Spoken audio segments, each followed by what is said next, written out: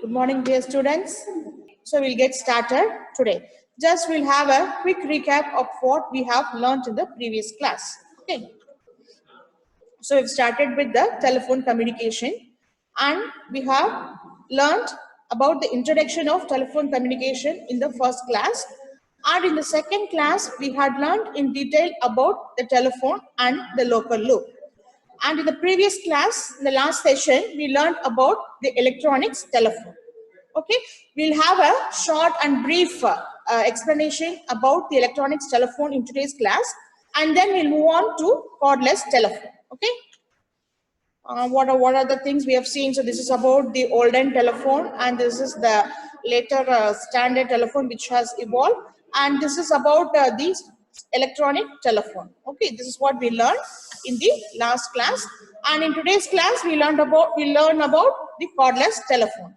Okay, this is about some of the pictures we had seen in the previous class.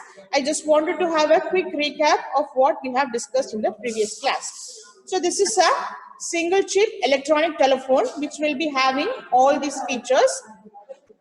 Okay, so the tip and the ring are connected to the local loop, and the tip wire is indicated by a green color and the ring is indicated by a red color, and that is the local loop, that is the twisted pair of cable that is connecting the telephone instrument to the telephone exchange, and that is a bridge rectifier circuit.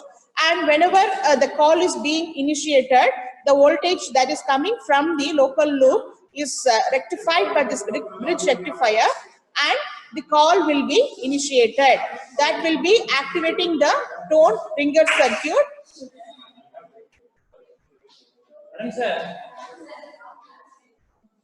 That will be activating the tone ringer circuit, and it will be producing the ringing sound.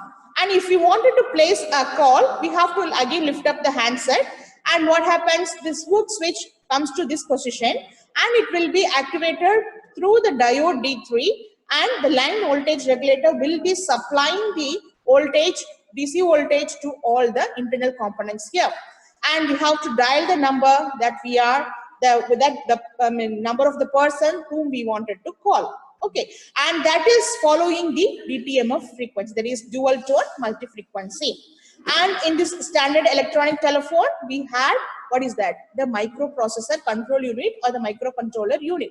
So that is going to have control over all the other subsystems present here in the standard electronic telephone. And this microprocessor unit will be having a memory. And we had additional features in the IC electronic telephone, that is, we are able to have the caller identification. That is, the number will be displayed, the person who is calling us, the number will be displayed on the LCD screen that is available on the electronic telephone. Okay, also we can do auto redial, and also we can store some numbers in our electronic telephone. So that is possible with the help of this microprocessor or the microcontroller unit that is available here. Okay, and this is the handset that is having the receiver and the electric microphone, and that is getting connected to this circuit, and whenever the call is being received, we will be able to hear with the help of the receiver is the speaker, and through the microphone we will be able to talk. Okay, so this is about the standard electronic telephone. So this circuit you should have it in mind, the basic internal circuit of an IC electronic telephone. Okay, so this is about the detailed information about the voltage regulator. So voltage regulator is nothing but it stabilizes the voltage. The DC, it provides the DC supply to the internal circuit components of this IC telephone. Okay, and the speech network is the conditioning circuit that is going to condition the audio signal that we are going to communicate with the telephone instrument. Okay, and this is about the microcomputer. So that microcomputer is going to provide all the features of a small microprocessor. Okay, so this microprocessor is going to perform small operations and is going to have control over all the other internal circuits. So this microprocessor will be programmed. Okay, so the program will be available in the ROM memory of the chip that is available here, and that commands will be following the instructions as per the programmer who has designed this instrument.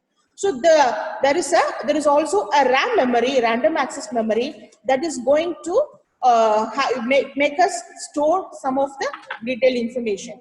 So when the power goes off or when you can reset the telephone, what happens? Automatically it will be reset. It will vanish. So that is called the random access memory, temporary memory. Okay. Whereas this ROM memory will not have access, the subscriber or the user will not have access.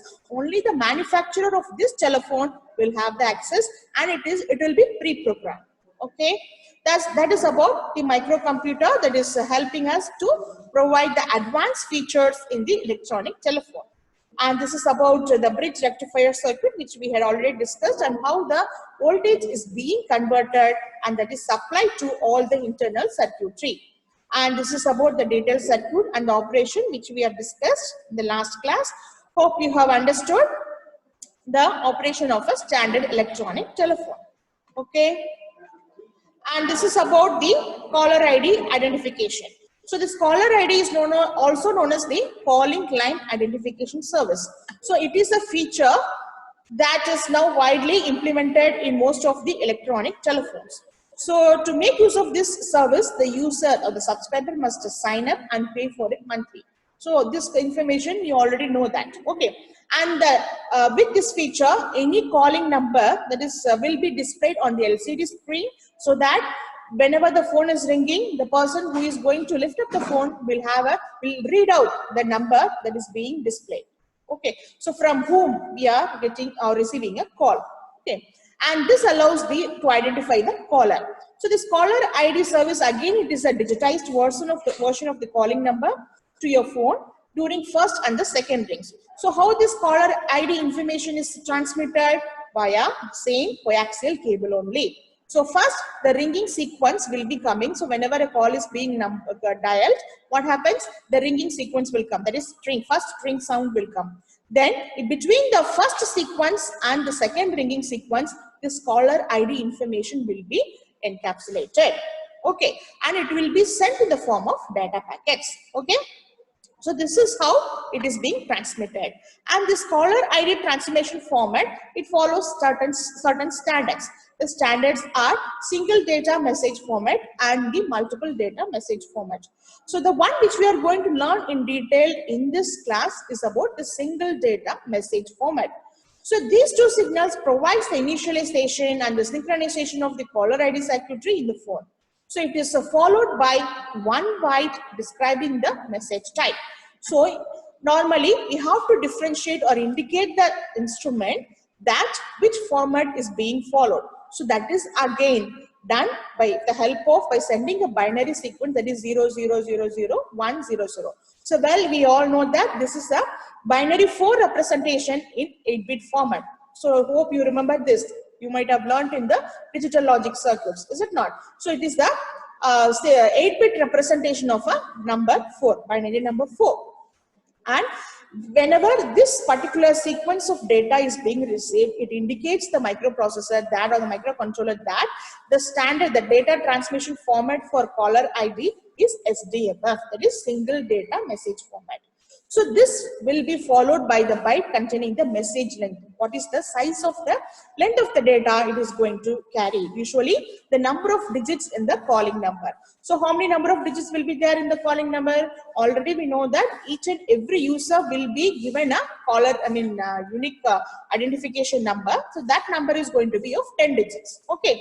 So that message length will be represented again in a binary format, that is 8-bit binary format. So because all these microprocessor and microcontroller devices will be, instruments will be able to identify only the binary data information. These are all machines. Okay, we cannot physically type the number 2 or the number being called as 4 or 10 or something like that. So it can only understand the binary data, that is zeros and ones. So there will be some kind of analog to digital converter and digital to analog converters will be there. Okay, so that data will be converting that device, that is analog to digital converter, will be converting the sequences into a binary format, and that is being identified by the microprocessor as whatever the number is being called. Okay, and also we need to make a history, that is a record of the time, the date on which the particular person is calling. So that is done with the help of the next set of data that is transmitted, that is the date information. timed information followed by the 10-digit number. So this phone number transmitted here, it is going to follow the ASCII bytes with least significant digit first. So the data format is 2 digits for month, 2 digits for the day information, and 2 digits for hour information, or it is going to follow the military time, that is the 24 hours time, and the 2 digits for minutes and up to 10 digits for the calling number. So this is the a pictorial representation of this SDMF format, single data message format. That is, the data that is being caller ID information is encapsulated between the first ringing sequence and the second ringing sequence. So this is the first ringing sequence that is going to follow a ringtone of 20 kilohertz frequency. And this is the data sequence that is having the message type. So that is the message type, it is going to be 4. So that is following the SDMF format. And the word count is going to represent the size of the, that is the call number, telephone number. It's going to be 10. Again, it will be in the form of 8-bit representation in the binary format. And next is the 144 bits that is going to carry the information about month, day, hour, minute, and followed by the 10 digits number. So month is going to take 2 numbers, 0, 2. And again, this 0 will be represented in an 8-bit binary representation. And this 2 will be represented in the 8-bit binary representation. And this 1, again, date is going to be, the date is 14. So this 1 will take again an 8-bit binary information. And this again is 4 is going to have 8-bit binary information. So all these will be converted into, each and every number will be converted into an 8-bit binary information, and that is being encapsulated here. So when you count each and for every digit 8-bit binary information, what happens? It is going to be 144 bits. Okay, so that is the data next that is being transmitted here after the word count. Then finally we'll have the checksum. Checksum is normally used for detecting any errors. So whenever we are transmitting data over the network or any cable, we need to check for errors. Errors in the sense whether we have transmitted the correct information or any error has occurred, or if any error occurs, we need to retransmit. So we follow certain protocols for that. So one of such methods is checksum. So this error checksum and detection, you will be learning it in detail in data communication networking. So today we'll have just a brief information about what a checksum is. So it is going to check for errors. Normally the standard method that is used for checking errors is cyclic redundancy checksum. That is, if any error has occurred, that will be identified. That is, some data is lost. So that will be identified and that will be sent to the sender, that is the transmitter, and asking for retransmission of data. All these things happens very fast and very quick. Everything happens in the form of milliseconds, so that we will not be able to identify what are the processes happening. Okay, so it's a data rate is going to be very fast. Okay, so this microcontroller is going to handle all the digital information, that is the data in a binary representation. Okay, so it is going to be very fast. So all zeros and ones will be detected and it will be converted, and it will be identifying the particular number that is being that is from where the call is being placed, and the corresponding number will be converted to the numeric number, and that will be displayed on the LCD screen that is available on the electronic telephone. So this is how the process of the data transmission, that is caller ID transmission, is happening in case of a digital electronic telephone. Do you understand? Okay, so all this conversion, there will be this microcontroller that will be there will be some kind of devices that will be converting the actual data into the, that is the peripheral devices. Everything will be incorporated within that board itself. It's a kind of PCB, and this microcontroller and microprocessor are going to be in a chip format. So that will be embedded within that instrument itself, and it will be doing all the conversion processes and the number digits. Because we users, whenever we are identifying the zeros and ones, immediately or quickly we will not know what the number is being displayed. Is it not? We can read only the numbers 1, 0 to 9. Is it not? So we can understand only those numbers. So that conversion will be done, and that is displayed on the LCD screen.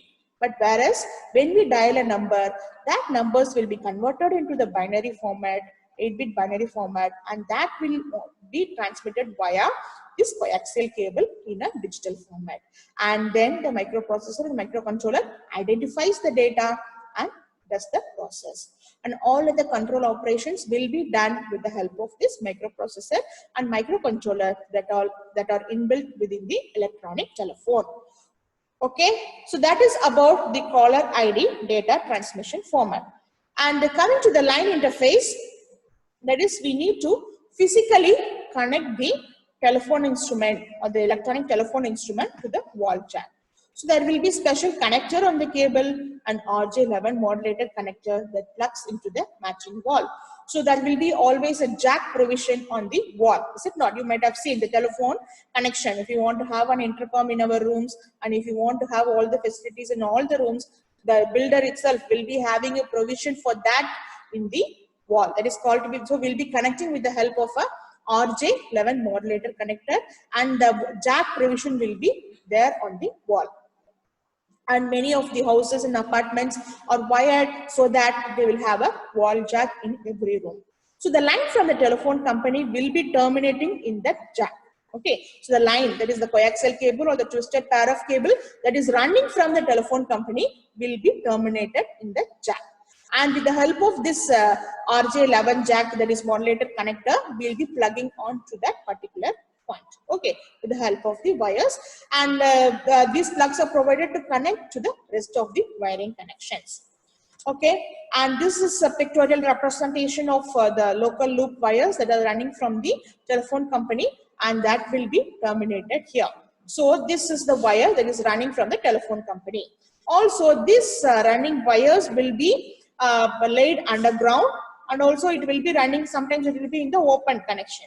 So we need to have some kind of lightning protection, because whenever these coaxial cables are running, these coaxial cables are made up of copper wire cables. So these copper wire cables are good conductors. We all know that. That is the basic characteristics of the copper wires. They are very good conductors. So sometimes if they are open to what is that open condition, open environmental condition, it will be subjected to some kind of electrocution due to the lightning or some other any kind of short circuits that might occur.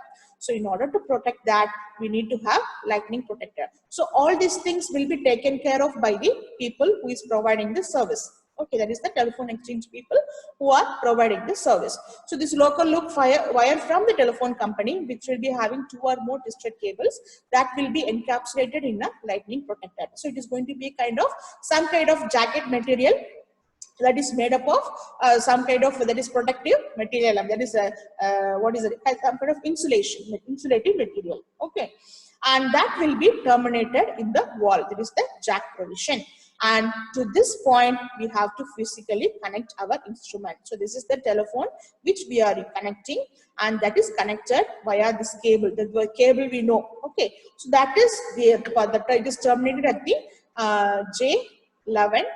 RJ11 plug. So, and if you wanted to take only one line, we are going to make use of red and green. So red is for the ring and the green is for the tip connection. That is the 2 wires that is running from the telephone instrument to the local exchange. And if you wanted to have additional connection, that is the extension line, we will be making use of black and yellow connection for the second line. So all these color codings we should know. Okay, what are these red and wires are indicated for? So normally these color codings are followed in all the electrical wiring as well as the devices, the instruments, whatever wiring we are doing. Even in electrical wiring in our home, at our homes, we have different color codings for the phase, neutral, and earth. Is it not? So as an electrical engineer, you should be knowing. And also as an electronic engineer, you should also know about this, because we use it in at our home. Okay, so there will be different color codings of wires for the phase, neutral, and the earthing connections for the plugs, whatever we are having at our home. Same way here for the telephone instruments also, this RJ plug connector will be having these wires, and each and every, that is red for the ring connection, and then G for the green, that is green is for the tip connection, and this is for the additional connections. So with that connections, they will be fusing this jacket. This what is this jack is, okay. So it's a kind of plastic casing material wherein we'll be fusing the wire with the help of some kind of instruments will be there that they'll be fusing that, and this terminal also they plug will, they'll be fusing it, and we'll be physically connecting. So once it gets connected, the green wire from the telephone instrument gets connected with the green wire here in the modular jack. Same way, the red wire from the telephone instrument gets connected, gets linked, physically connected to the modular jack, the red color. So this is how we are physically connecting the telephone instrument to the telephone exchange via this modular jack with the help of the RJ11 plug connector. So this RJ11, the name has been given, it is universally, it is followed. So what is the data rate and what is the size in length of the wire it should be from the instrument to the jack, modular jack connector. Everything is a standard thing that is being followed here universally. Okay. So some kind of protocols we need to follow. So here they have mentioned us the type of data. So also we are familiar with the RS-232 cables that is used for connecting the monitor, CPU monitor, monitor to the CPU. So we follow certain protocols. It is universally followed. So there is some commission or association. They will be standardizing the formats and they will be mentioning the name. So whenever we want to develop an electronic instrument, we should know all these things. Having all this in mind, we have to design that electronic instrument. Okay, so if it is going to have the data rate in this manner, so only the particular data rate, that particular standard of wire will be having. So all this information we should know. Okay, so this is how we connect the telephone instrument to the exchange. So this is the detailed pictorial representation of how the lines are getting connected. This is R is for red and green is for T, that is tip, and the additional connections, the wires are ended up here. Okay. So this is this is the pictorial representation of a simple cordless telephone. What is a local loop? What is a local loop? Anirudh, register number 10. Are you here? Anirudh? Yes, ma'am. Yes, ma'am. Very good. Can you tell what is a local loop? It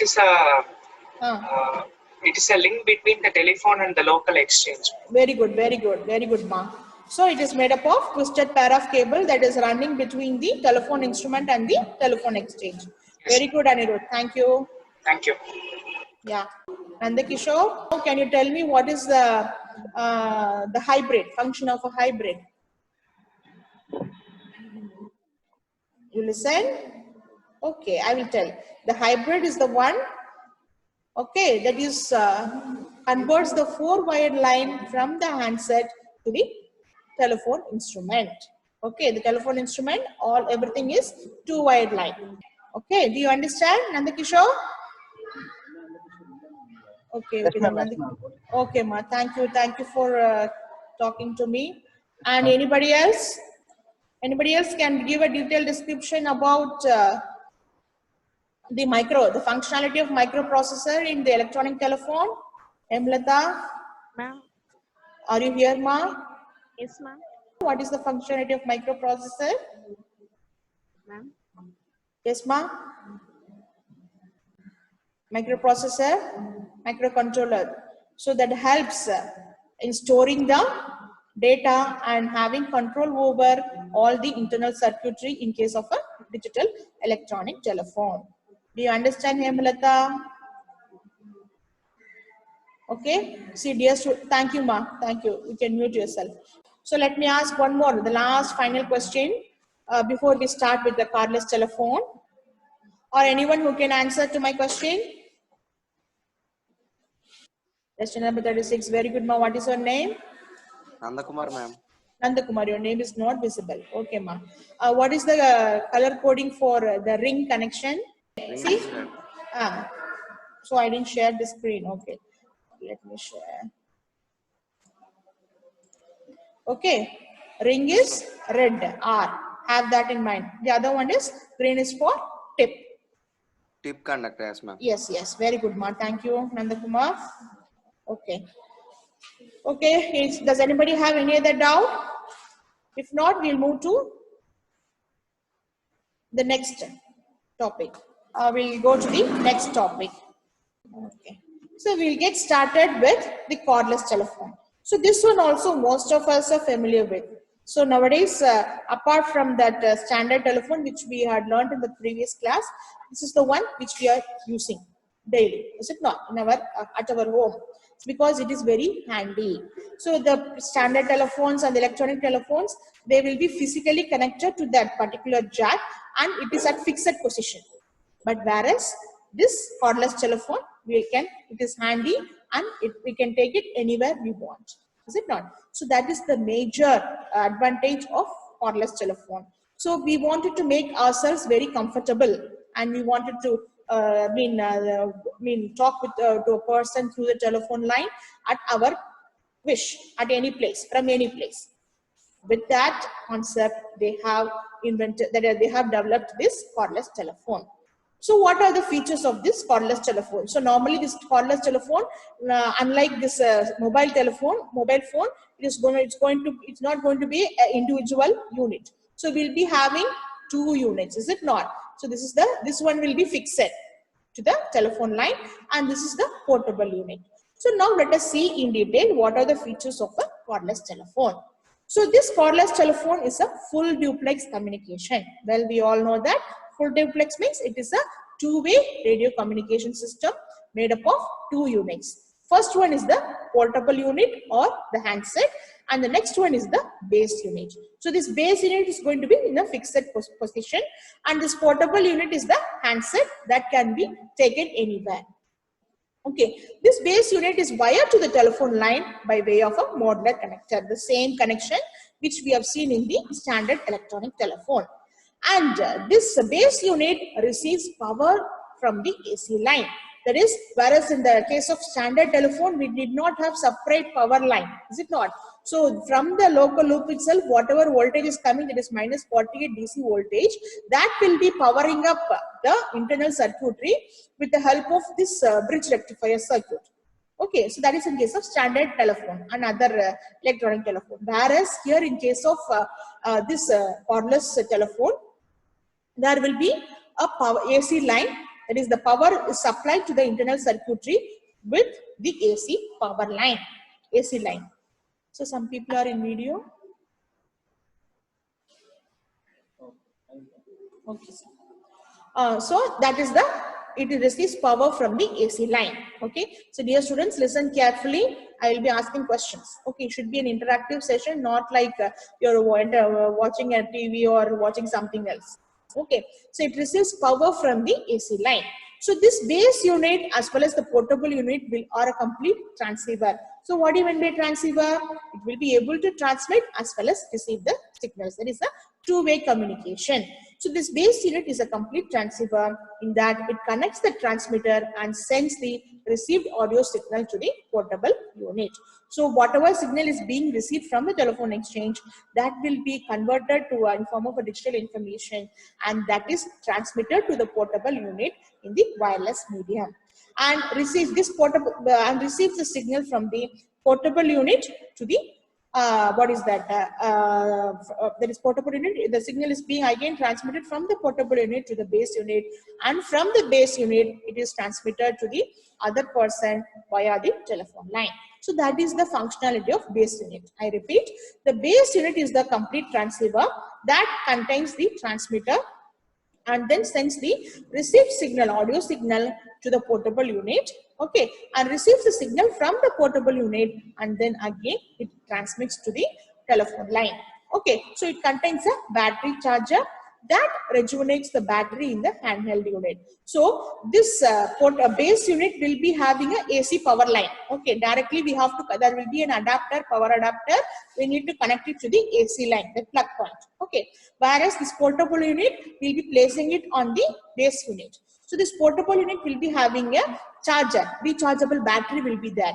And this from the base unit, the battery is getting charged. Okay, there is a portable unit which is having the battery that is getting charged with the help of the base unit. That is, okay, from the AC line it is getting connected.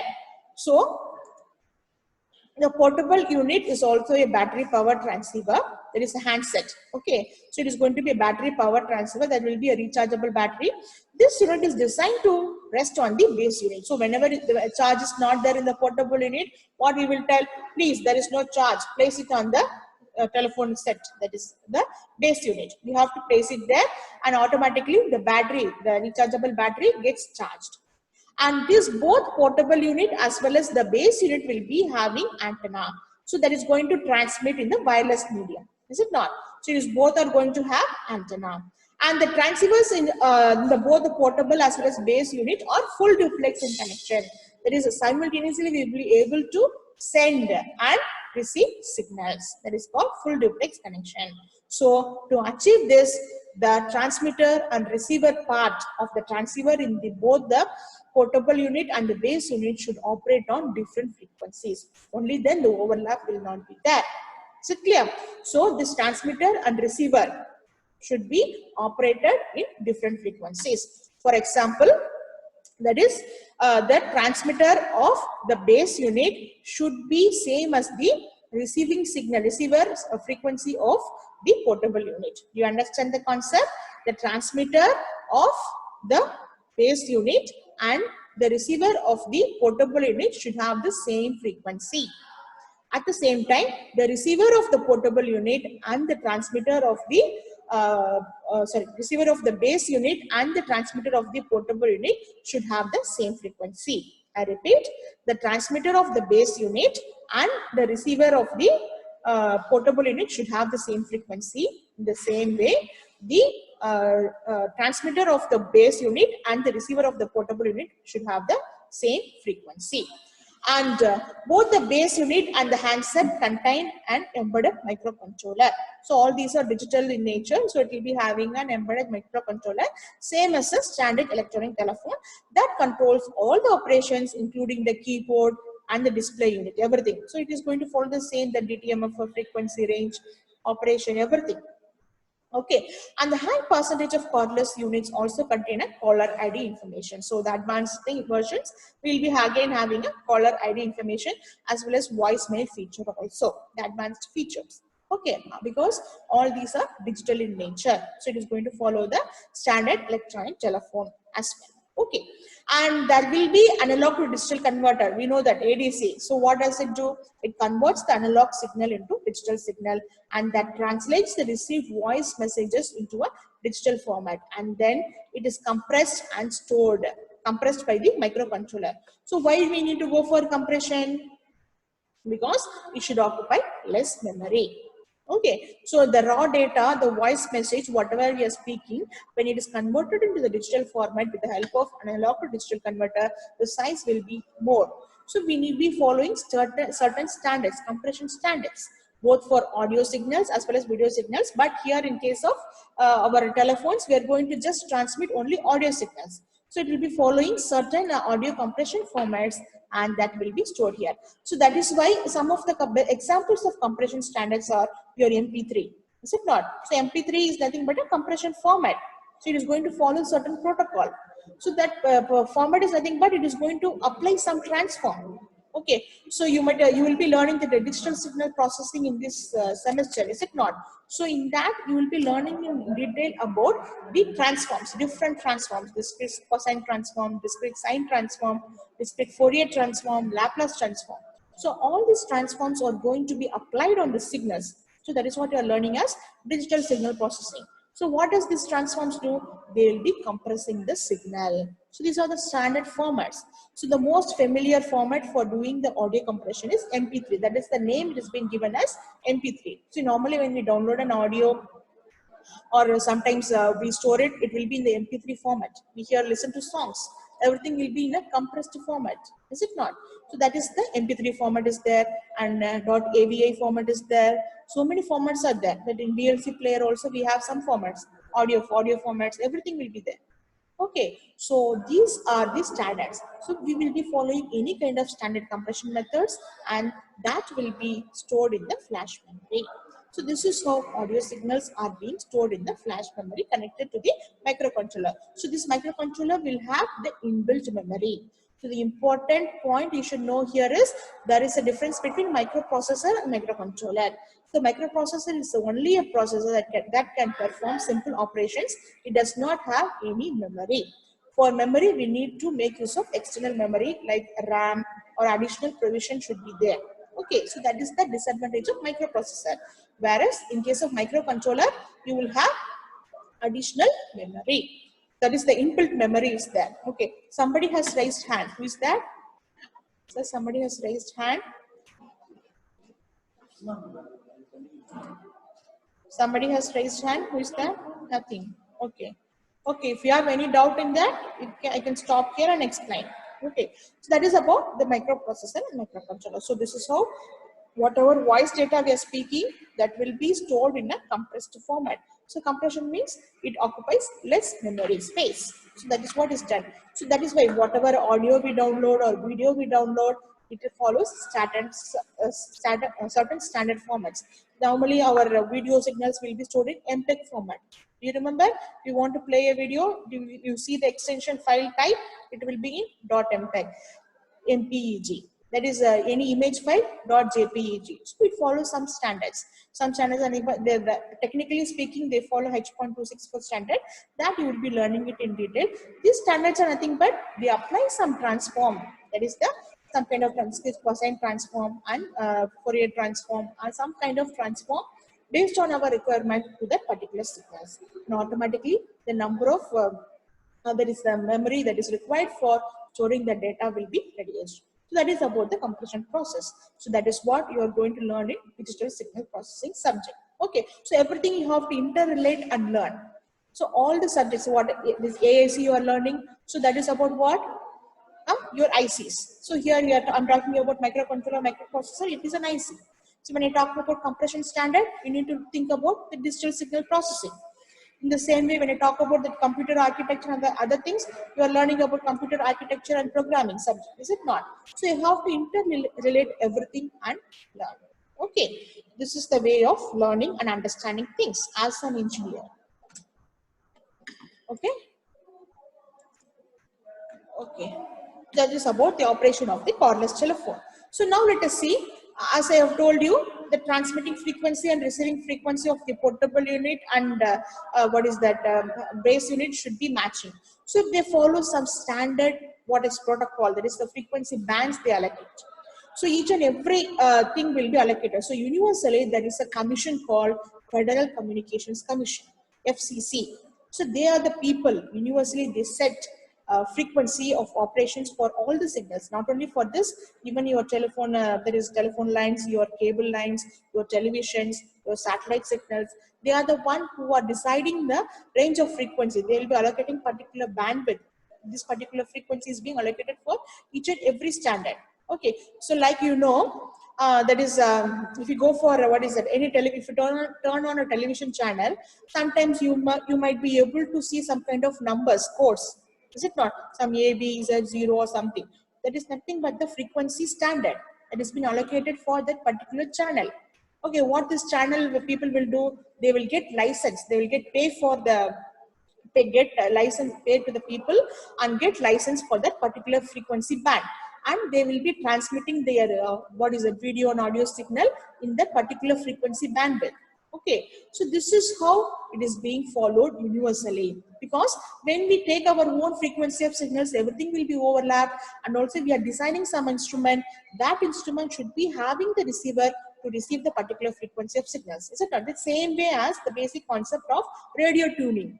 So most of you would not have come across playing radios, but when we were in the, like students like you or in our childhood days, we used to hear to radio, FM and AM. So what we will be doing, we will be tuning that radio instrument to a particular frequency. So and we'll be getting the channel, whatever channel we need. The same way here, we will change the channel, is it not? So the particular frequency will be allocated for particular number. So all this will be allocated. So there is a universal commission, that is the Federal Communications Commission. They are deciding the frequency ranges for all the electronic instruments we are using, even right from a telephone to television to satellite communication, whatever it is. Okay, and for this cordless telephone, they have set aside 4 primary frequency bands. The 4 primary frequency bands are 43 to 50 megahertz and 902, 928 megahertz and 2.4 to 2.45 gigahertz and 5.8 gigahertz.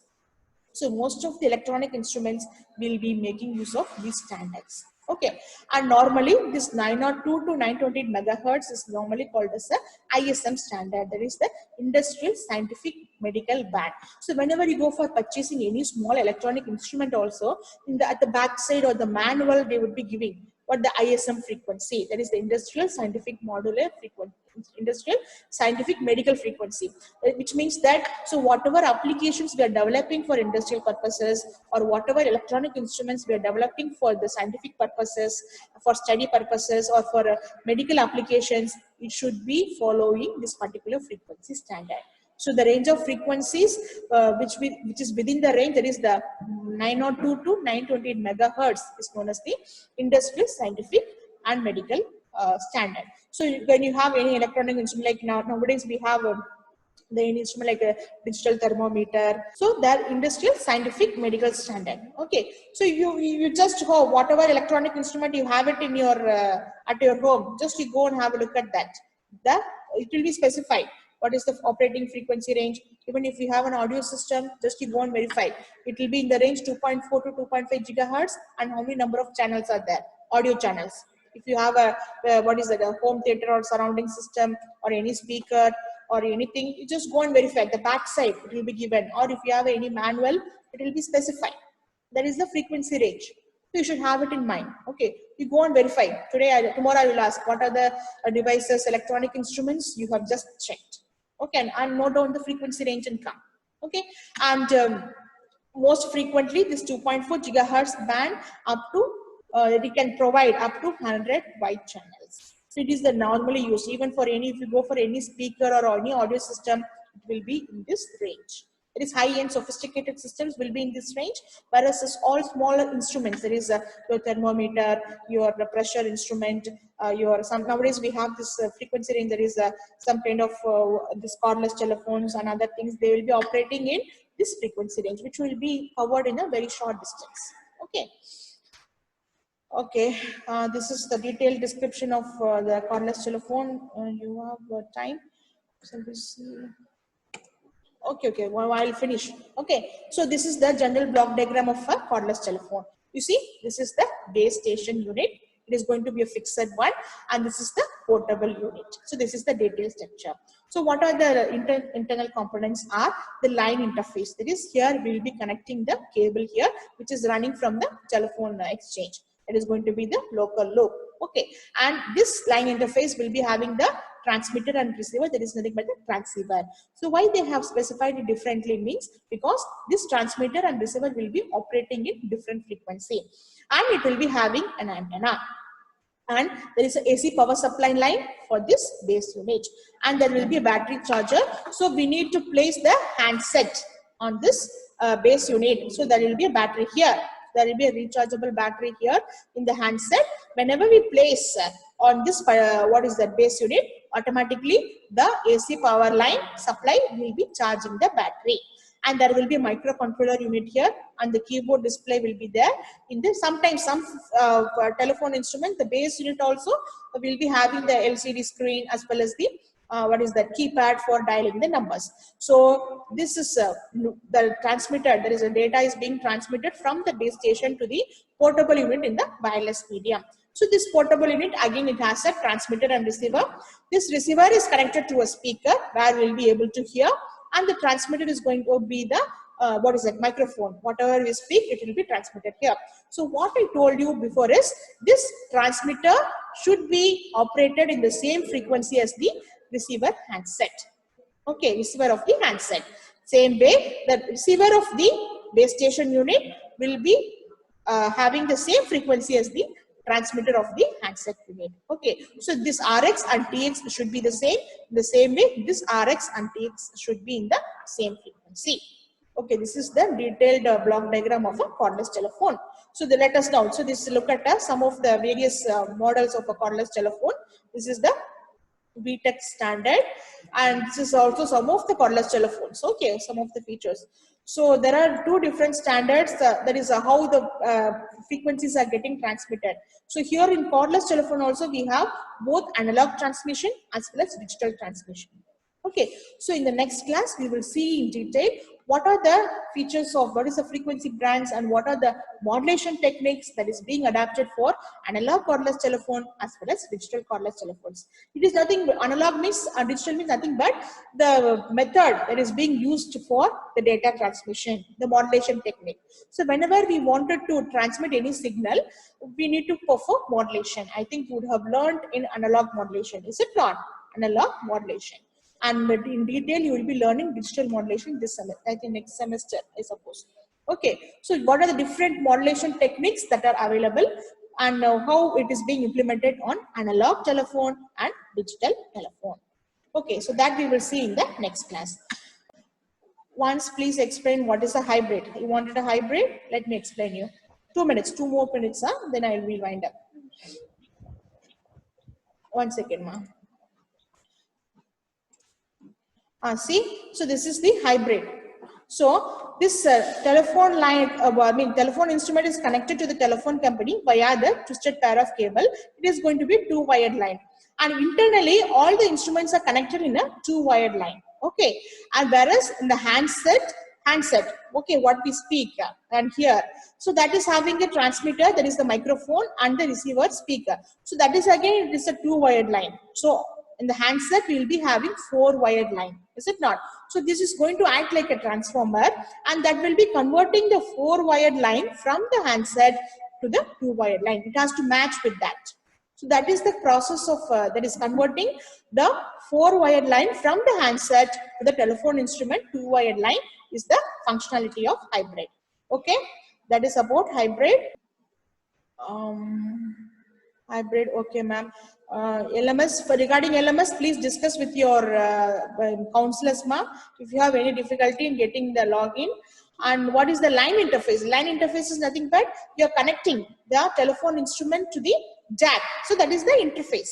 You are physically connecting. So what happens when you are connecting through that RJ11 connector, that green wire from the modular jack, that is as well as the red wire from the modular jack, this gets physically connected. Tomorrow I will show you, the camera I will show you, I'll take a wire and show you how it is getting connected. Ma'am, can we use band frequency for our purpose? No, we cannot use. We have to get license for. So that is what called to be ham radio. Is it not? Cognitive radio services are there. As well as in our department, we have amateur radio, ham radio. So that frequency of band, we have to get registered and get licensed. If you're designing any instrument, or if you're designing any radio instruments, and if you want to communicate, and if you want to make use of any frequency band, we have to register to that particular association and get license. Only then we can use our own frequency. We cannot use our own frequency for your own purpose. Okay, because other people will be able to hack that. I think Kumar is asking doubt. 1 second, so one more, I'll answer these questions and I'll one by come. Ma'am, please upload the PPT. Yes, definitely will upload the PPT and share the video also. And about DTMF, dual to multiple frequency, I will explain in detail. It will take time. Again, I will explain. And also a small video clipping I have added. And why there is a huge difference between primary frequency bands for the cordless telephones. So that primary cordless telephone, they are the basic telephones, which will be using the analog frequency of signals. Whereas it depends upon the range of communication. Okay, so when we wanted to go for a wide range of communications for covering a larger area, that we will see in the next class, the frequency bands. Okay, so for that only, the frequency is being differing, right, from megahertz to gigahertz. That we will discuss in detail in the next class. That is for Anirudh. Anirudh, register number 10 has asked this question.